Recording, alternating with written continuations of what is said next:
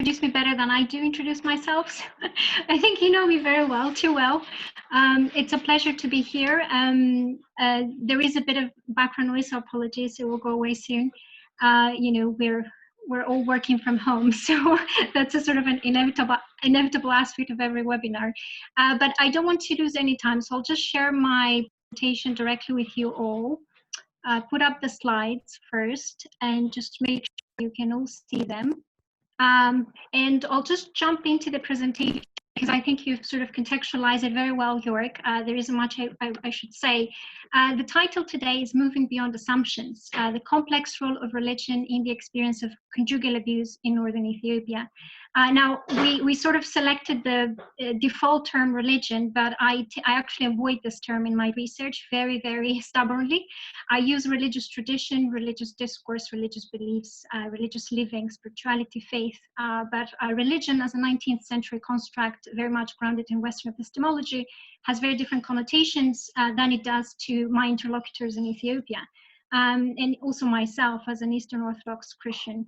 So it's very important to put that positionality center stage, to which I'll come back later in the research. So I thought what I would do today, given the 42 minutes to go a bit over time that I have, I'll say one line about my background because again, you covered me fully. Go into the motivations behind this research and some of the shortfalls in the literatures that I was dealing with that the research responds to. I wanted to sort of take you through a little bit on the literature, through the literature on the relationship between religious beliefs, faith, and intimate relationships and domestic violence, because part of this study, one of the aims was to really integrate, you know, studies on religion and the role of religion in marriage with, you know, domestic violence in low and middle income countries. And then I'll turn to the ethnographic study in Ethiopia and take you through, you know, what I can sort of describe as the role of religious tradition, the clergy, and faithfulness in marriage and domestic violence in Aksum to sort of demonstrate the complex role that religious discourse seems to have in this society in relation to domestic violence specifically, but also the potential resourcefulness in aspects of this tradition. So as Jörg said, I have now about 10 years working in international development, really being very critical from the very beginning, coming from Eastern Europe. And my aim has been to essentially identify approaches that can address gender-sensitive issues in low and middle-income countries in ways that pay due attention to people's worldviews and conceptual repertoire. So they don't impose Western frameworks of analysis and theories, but actually work from within the local worldview to create those concepts and theories and theoretical frameworks. And of course, as Jörg said, I'm very much dedicated to decolonizing gender and religious studies in particular from what I describe as metaphysics, Western metaphysics of humanity and gender. So these are understood as fundamental beliefs about what constitutes humanity and what constitutes gender.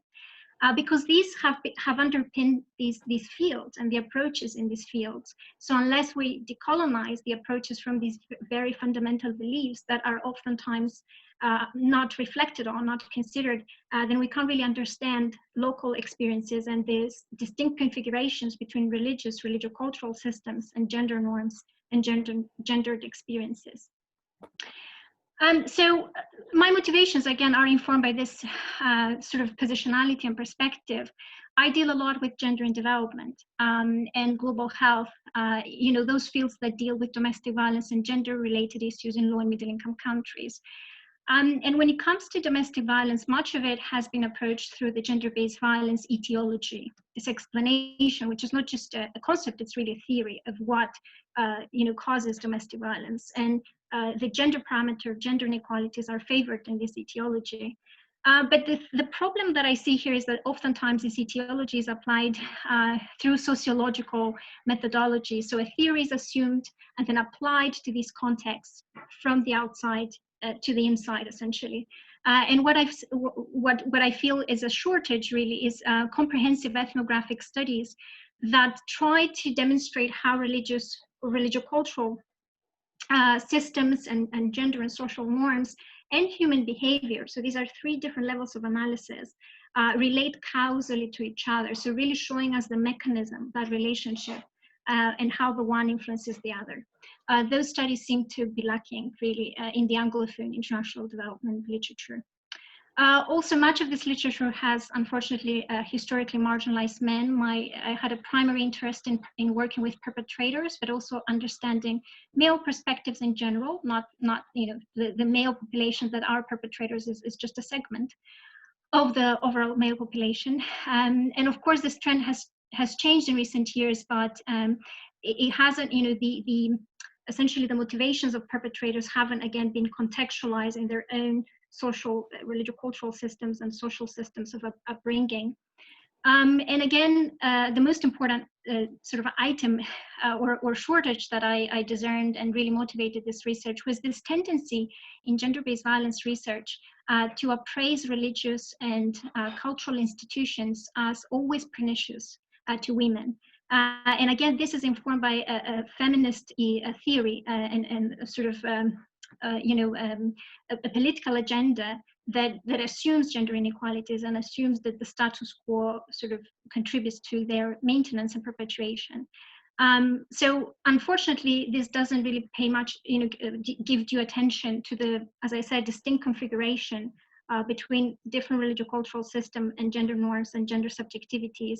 And also it misses the potential resourcefulness, as I said, of spirituality, but also the value that religious beliefs oftentimes have for local communities. There was, again, the other field I deal with is religious studies. That's what I'm grounded in as a scholar. And again, as we all know, and as I mentioned, religion as the product of Western society's distinct experience with Western Christianity, capitalism, and secularism, sort of made it necessary for me to sort of reconceptualize how we do religious studies in non-Western contexts, such as, the Ethiopian Orthodox Tewahedo context, but especially the field's relationship to theology, as Jörg mentioned. While in recent years, religious scholars and anthropologists have sort of recognized that there needs to be more substantive engagement with theology and theological systems, I believe there isn't a common understanding of how this should be achieved. And there's always this debate, I think, which you're hinted to. So for me, in this case, it was very important to include the exegetical framework, and I will return to it. And another sort of limitation that I saw specifically in gender religious studies was this, again, a hermeneutics of suspicion, primarily informed by Western feminist approaches to biblical interpretation, which again sort of doesn't really pay attention to the specific exegetical systems that one finds, for instance, in Eastern Christian traditions, whether Eastern Orthodoxy or the so-called Oriental Orthodox churches. And it assumes that just because these traditions share some symbolisms or similarities with what they consider patriarchal Christianity, they are by default sexist and therefore conducive to oppression, subordination, or women's abuse. But of course, the picture is much more complex than that. So what I wanted to do, in an effort to sort of give due attention to religious parameters in the study of domestic violence, I kind of sort of skimmed the literature that is available. And I don't have the time to go into it in depth, but I just wanted to mention a few highlights so that for anyone interested, they can use it as a point of reference. There is a lot of literature, and I've just listed some of sort of the agreements in the literature. And the literature is nuanced. It doesn't, it's not monolithic. It doesn't agree on certain points. So there are studies that show that abusive men can sometimes, invoke distorted understandings of religious teachings or discourse to, justify certain behaviors that might be pernicious. On the other hand, religious women might endure, as a direct result of what they understand as religious teaching or as vernacular religious tradition. So when I refer to vernacular religious tradition, I understand how the wider society experiences the religious tradition. Theology, I understand it mostly in reference to what the church teaches as its formal teaching and authoritative teaching. On the other hand, there are studies that show that female victims oftentimes resort to their religious beliefs to sort of condemn the abuse against it, to rationalize it, and then be empowered to take action, to get themselves out of the situation. And on the other hand, there are anthropological studies that show, that oftentimes in societies where religious traditions that are considered authoritative interact with other folklore systems of beliefs, more syncretistic, I guess, sort of circumstances. It's very hard to sort of distinguish the two, and oftentimes they coexist and co-act to either inform attitudes and even, deter or incite violent behavior. So it's very important to look at context and understand those complexities. There's also studies on the role of the clergy. Again, I'll say very quickly that there are two sides again to this debate. Sometimes the clergy in general, seem to be a point of reference in religious societies when domestic violence happens. Although women oftentimes will minimize the seriousness of the situation when they talk to their priest or religious personnel. The clergy responses, on the other hand, may not be appropriate because they might not understand, domestic violence, safeguarding issues around domestic violence, how you speak to victim, how you speak to perpetrator, not to amplify the risks involved. They might not have insufficient seminary training. They might have their own attitudes, again, being grounded in their wider cultural system, sociocultural system that minimizes the problem. Or they might not know how to apply their theological training or the theology of their tradition to the specific problem of domestic violence. On the other hand, it has been demonstrated that faith leaders and clergy can be positively influential in communities and even to reform perpetrator behavior. But again, sometimes they act in ways that are counterproductive. So there is a lot on spiritual psychotherapy, primarily informed by North American studies that shows, the theological support for victims or perpetrators can be quite resourceful in, addressing some emotional disturbances. So the perusal of this literature suggests that essentially theological and exegetical traditions matter. The different studies that I cited don't agree with each other because they're informed by they happen in different contexts and different theological traditions. Most of the research is informed by Catholic, Protestant, or evangelical Christian communities, again, mostly Western societies, fewer in Muslim societies, very few in Eastern or so-called Oriental Orthodox traditions, the 5 Miaphysite churches. So it's very hard to understand really how their distinct theological premises have been experienced locally and interfaced with gender marriage norms, right? This really emphasizes the fact that religious traditions matter, exegetical premises matter, because each tradition essentially enables different discourses, providing weaker or stronger possibilities for adherents to use religious idiom in order to justify folklore norms, attitudes, and even those that might have pernicious implications for women, girls, or marriage. And this contextualization that needs to happen, as I argue, is even more sort of urgent for Orthodox traditions for various reasons. Orthodox traditions, as a quick introduction, and not to generalize, there are multiple traditions, they're context-specific, culture-specific, but overall, I think it's safe to say that they trace to apostolic didascalia preserved in the Holy Scriptures. However, these are understood generally through the lens of the ecclesiastical traditions in the specific context and society, informed by the lives and the exegesis of saintly men and women. Now, the laity, the lay communities might not necessarily be versed in this embodied theology of the saints, but they are usually familiar with the key standards of the faith, the key premises, as one would expect. Now, historical and political developments in Orthodox societies, I'm thinking here of Moldova, for instance, where I come from, and Ethiopia, Ottoman occupations, Muslim invasions, communist expansionism, but also the accommodating faith of nature of this faith. It has a missionary spirit. To be accommodating to pre-existing belief systems has meant that the embodiments of the faithful may depart from theological teaching. So, the faithful might not really have fully embodied, or the theology might not have been communicated fully to the laity to really understand its full extent. And also, due to I think it's important to also sort of stress that because emphasis is placed on authentic and immutable truth or belief, orthodoxa, combined, with a long history of theological controversies within these traditions, adherents tend to be cautious of any deviation from traditional knowledge and practice. That is a tendency that I've seen cross-culturally, whether it is the Indian Orthodox context, the Ethiopian Orthodox, the Greek Orthodox, Russian Orthodox. It seems to be a tendency. So what is the implication here? Some pernicious attitudes could reflect, in fact, of theological literacy in the community of adherents, or exaggerated emphasis on values that appear also to be valued within the faith, such as family, marriage, or female virginity. It's just that it's exaggerated in a distorted manner, oftentimes in folklore attitudes and understandings. So with this context as a sort of prelude, I'd like to then move to the ethnographic study in Aksum.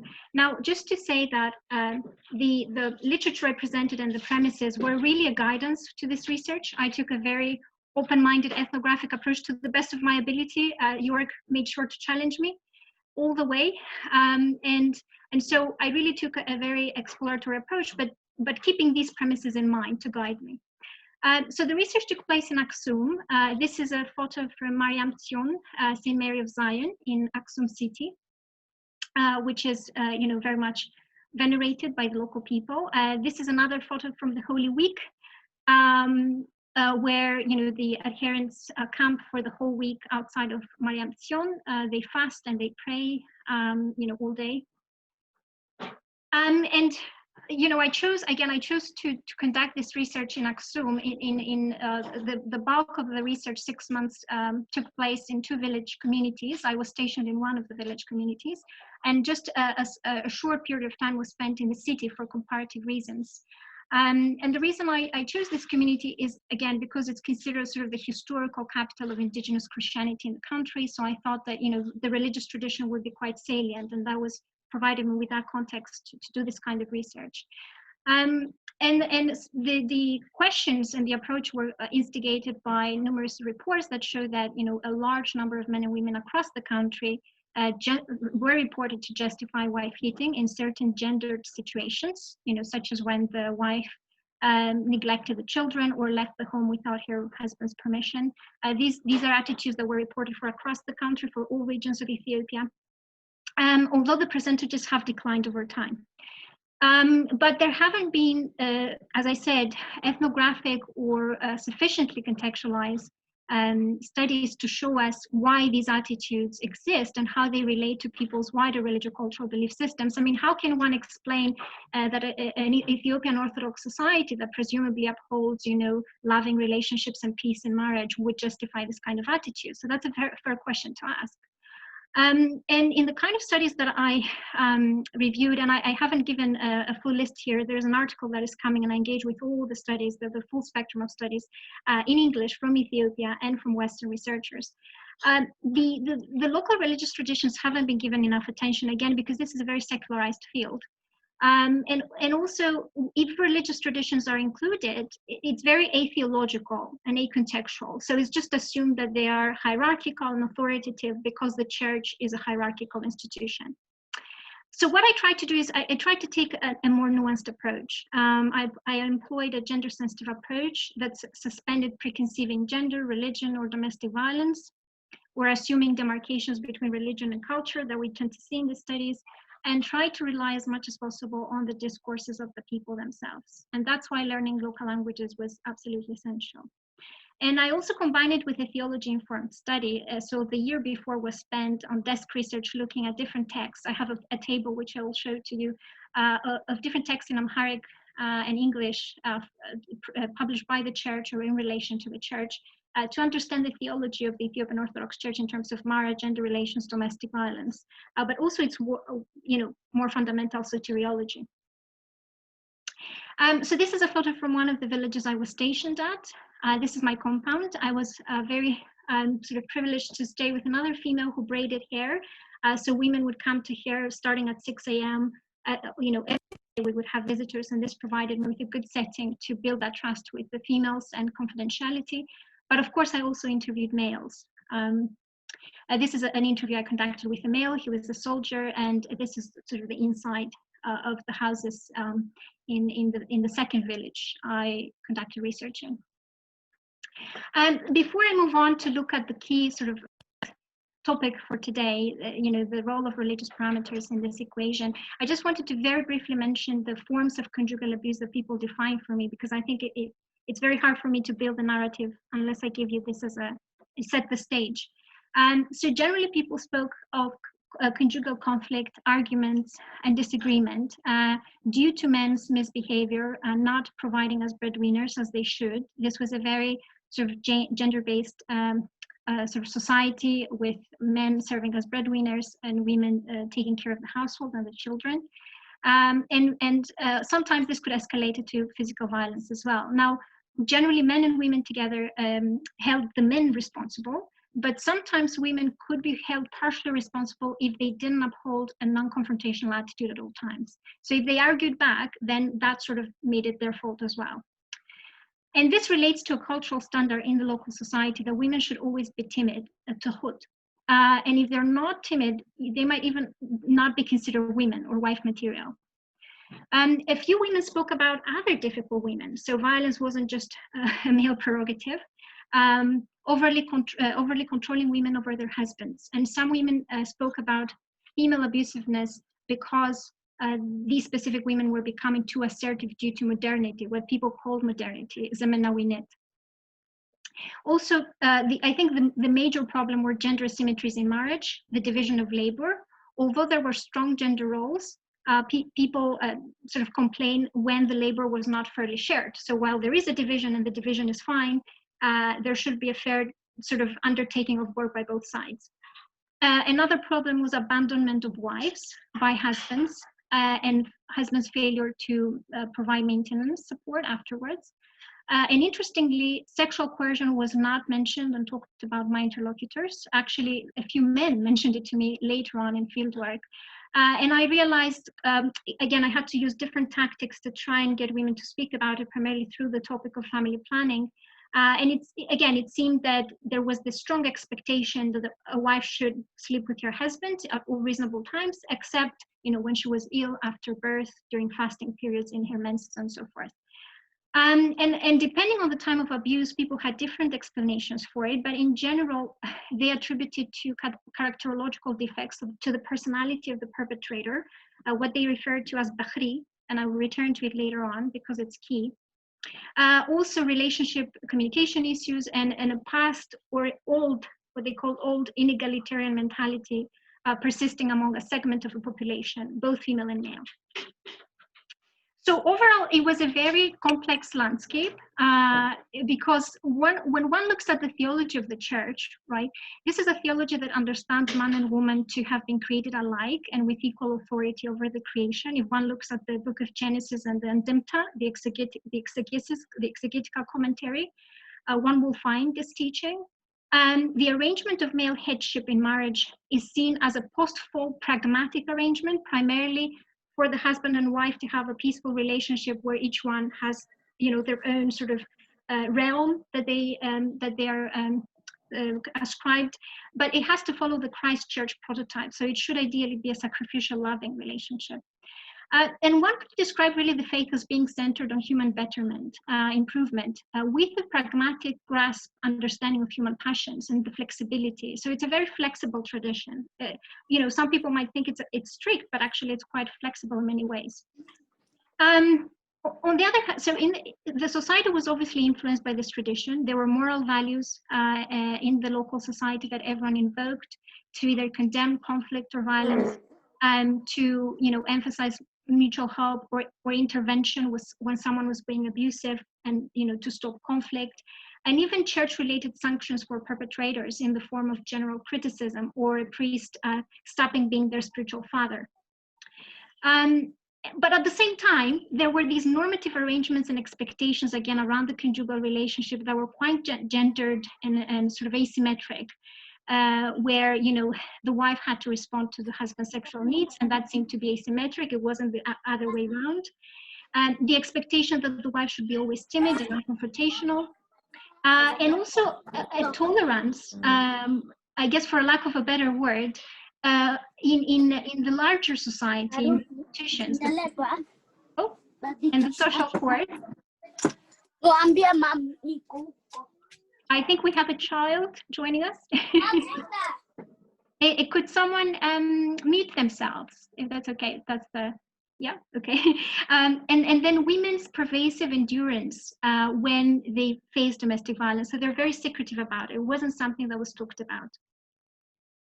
So what was the role of the religious tradition in this equation, in this very complex landscape? I'll start with the clergy. So the clergy seem to have a key role to play. While people knew that the clergy are not perfect people in their own marriages, as you know, in this tradition, the clergy are married before being ordained. And people knew that they weren't perfect, but they also believed that they still taught the word of God. So they still thought that the clergy were, they resorted to the clergy when they had issues in marriage. The clergy served as mediators of conjugal problems. And also, they sometimes advised communities after the Sunday liturgy in the open. More private issues were addressed when they visited the homes of specific couples, either at religious gatherings or the machaber, or for any other reason that led them to visit a certain household. I actually had the opportunity to do a number of workshops with two village communities, 2 workshops with women and 2 workshops with men. And you can see here what their answers were when I asked who they resorted to when they faced marital problems. And the majority, as you can see, sort of listed faith overall and the clergy. That was where they sought sort of advice and refuge. And although, as you can tell, some of the state-led institutions, the more modern institutions, such as the courts and the teachers in particular, seem to become more and more prominent in recent years. And deconstructing the clergy discourses, how they taught about marriage. And I did this by interviewing clergy themselves, but also asking the lay people what the clergy taught them and told them and how they advised. Again, it was a very complex picture because it differed by the level of understanding and the theological training and the personal attitude of each member of the clergy. The majority who were interviewed had not reached the Metzhaf Bet, which is the more advanced, the school of interpretation or the school of the books in the traditional church education. And few had, formal training in the Gospels, including the New Testament theology of marriage. And by default, most of the clergy opposed culture condoned practices, what they thought were culture condoned pernicious practices, including the unfair division of labor. So every clergy I met taught against it and taught that the couple should share the tiredness of everyday life.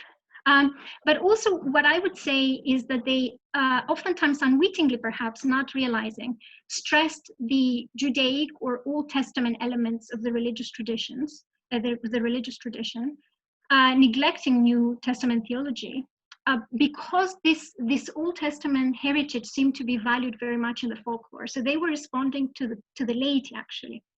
And when I looked very closely at these linkages, I actually sort of demonstrated linkages between the persistent discourse on virginity before marriage in church and the historical practice of early marriage among the laity outside of the church. Now, the practice of marriage and the role of the clergy and the church is a very complex topic in itself. I would need another lecture on it, so I won't go in depth.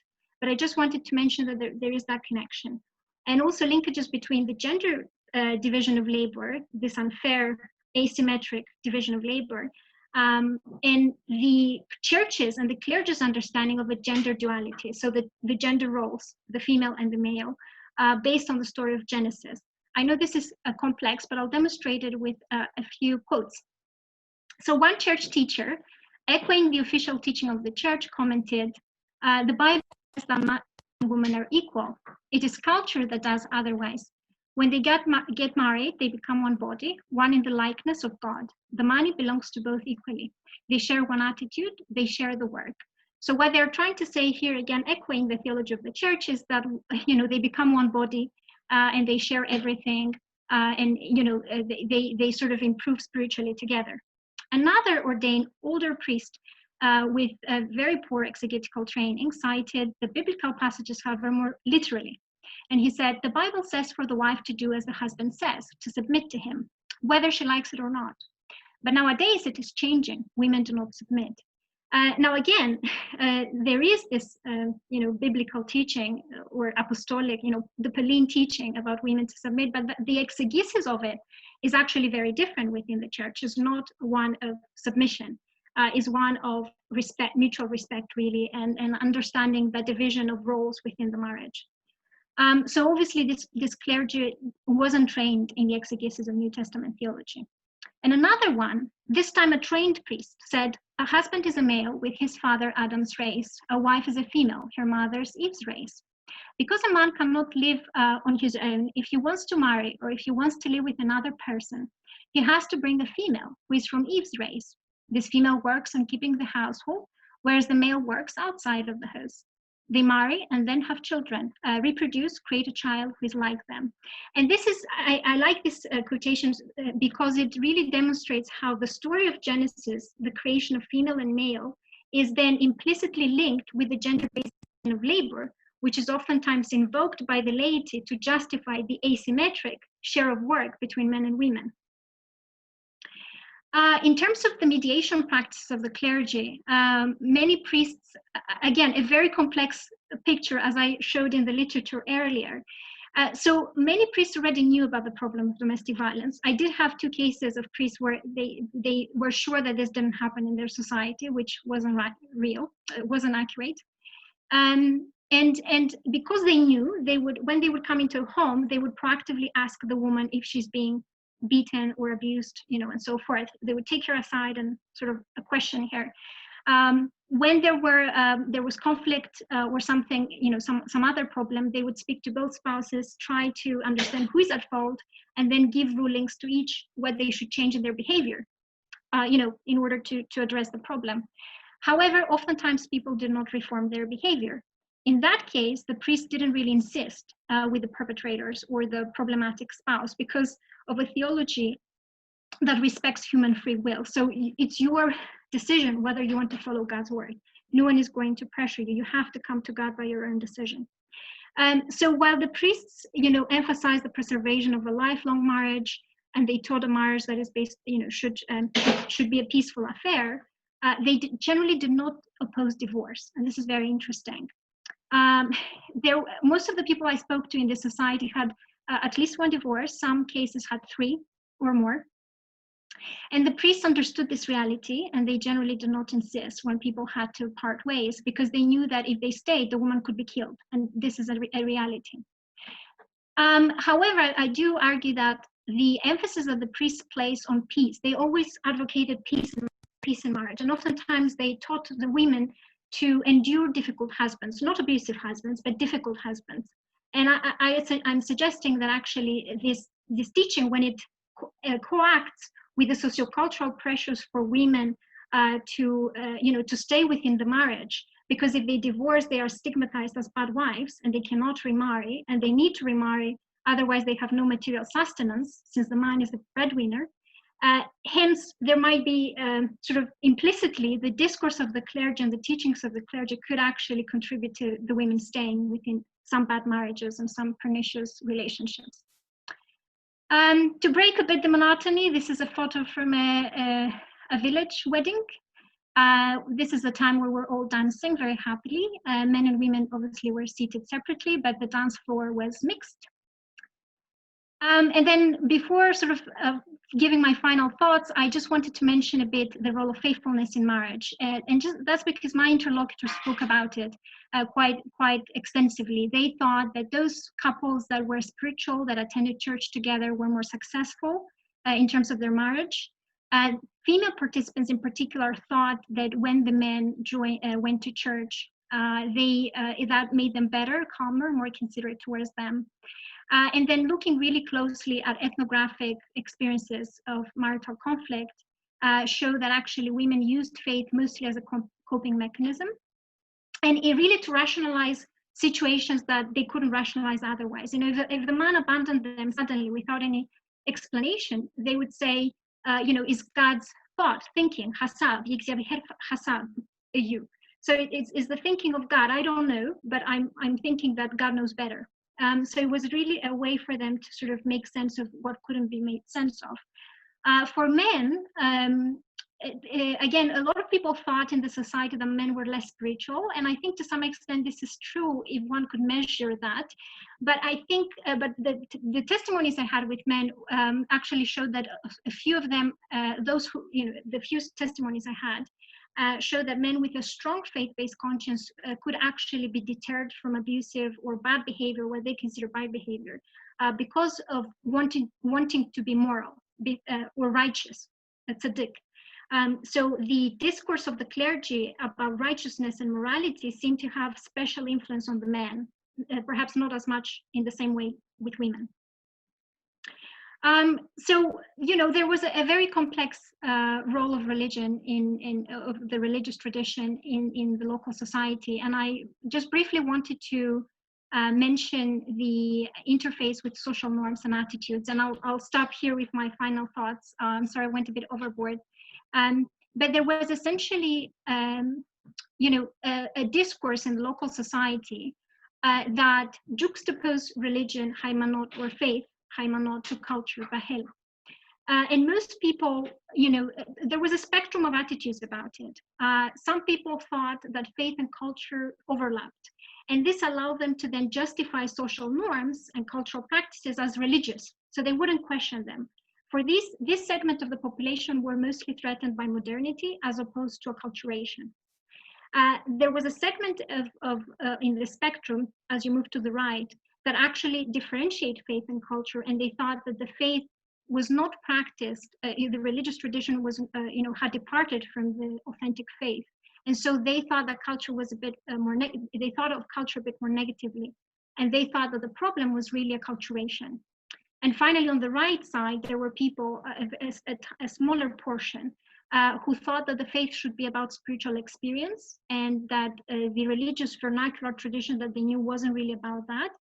So, they thought that they needed to redefine the vernacular traditions. And this is where I have placed the Maha Baraka Dusan, members of the Association of the Sunday department of the Association of Saints. One of the big reasons, this relates to York's research on Pentecostalism, that individuals there was a lot of critique about the culture having sort of deviated from the true faith, but at the same time, nothing seemed to change. There was a lot of insistence that the tradition should continue as it is. And what I discovered in the words of a young man is that any deviation begets suspicion in the society. In our society, any revolution is unacceptable in every aspect: private, religious, cultural, political, or economic. So actually, even the clergy who had a strong theological background didn't openly oppose or criticize the vernacular religious tradition. Because if they did that and they changed something and the laity did not believe that this is Orthodox practice, they could be considered as Pentecostalizing. And that deterred reconnecting with the Orthodox faith in the way the Maha Baraka Dusan would want to see. So it wasn't really the clergy who deployed the discourse of heresy and deviance, it was the laity, and the clergy responding to the laity, at least in my experience in this context. I won't go through this, I just wanted to sort of draw, I wanted to mention also in terms of Bahri, as I said, most people, when they would really think about the fundamental justification of abusiveness, they would attribute it to the individual personality of the perpetrator, the Bahri.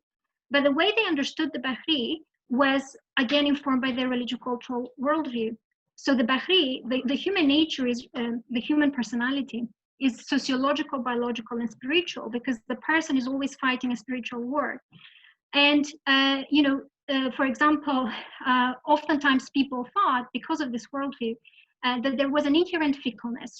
One could always succumb to a passion or to an act of violence because of the spiritual war, and not being strong enough to counteract that force. So extreme acts of violence, which I was a witness. It happened while I was in fieldwork. In marriage, were considered senseless, accidental, and committed under the influence of satanic spiritual forces. The thing is that while the human nature was genderless, so everyone had a common human nature, it wasn't gender specific, everyone had a human Bahri, But the gender norms in society that expected women to be more timid and confrontational, okay, made it less likely that women would be the violent ones. So men would be expected to be the violent ones. And because men were considered less spiritual, they also were considered to have less protection against spiritual forces, okay? So I think this actually contributed to people being a bit more understanding of men's abusiveness at times, because they're thinking, oh, they're the weaker ones, if that makes sense. So the key insights and implications of the study, finally. What I'm arguing, well, I think the study demonstrates is that, you know, people's discourses and justifications were couched in the authoritative religious discourse and tradition. But these didn't necessarily agree with church theology as articulated by informed theologians and, you know, texts that are authoritative in the tradition. Perhaps more awareness about, you know, around this and an improved theological acumen among the clergy and the laity could actually create a space for reconsidering and departing from some of these more pernicious practices. In Orthodox Apostolic theology, so the New Testament teaching on marriage, as informed, for example, by John Chrysostom's exegesis, he's in local language, he's known as Johannes Afterwork, Kadus Johannes Afterwork. He's considered very, very influential. If this teaching is articulated with sensitivity to the gender expectations in society and how people might receive it, then it could actually contribute to, you know, overcoming these asymmetries in marriage and teaching about, you know, more mutual models of cohabitation. I did not mention this, but there were some, as I said, there were some more theologically informed individuals who tried to do things differently and depart from some practices that they thought were pernicious. And these individuals seem to, again, be versed in exegesis and understand better the New Testament theology of the church. And I think that these individuals in particular, especially clergy, could be an example. They could be the force, you know, that can sort of create an entry point for something different, but it has to happen very subtly.